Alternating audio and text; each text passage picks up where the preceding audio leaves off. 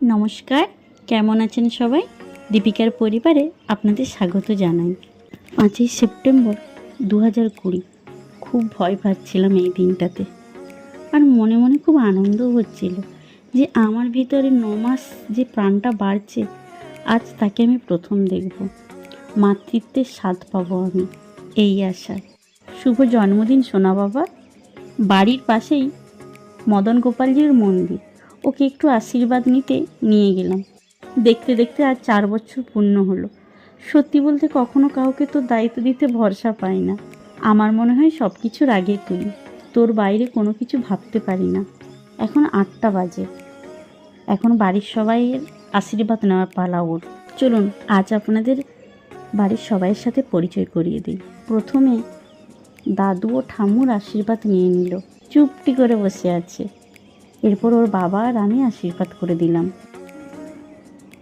আপনারা আমার এই দুষ্টু কন্যা ছেলেকে একটু প্রাণ ভরে আশীর্বাদ করবেন, যেন ও মানুষের মতো মানুষ হয়।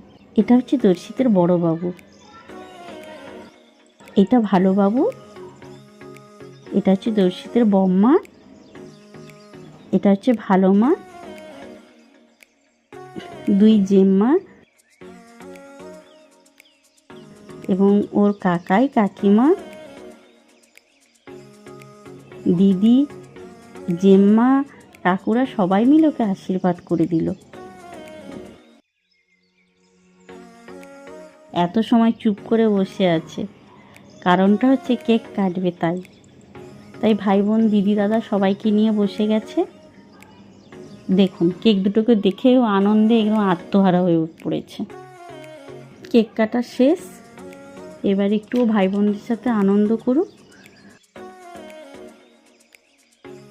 চলুন ওর থালাটা এবার আমি একটু সাজিয়ে গুছিয়ে নিই। জন্মদিন বলে কথা, একটু সাজিয়ে গুছিয়ে তো খেতে দিতেই হবে।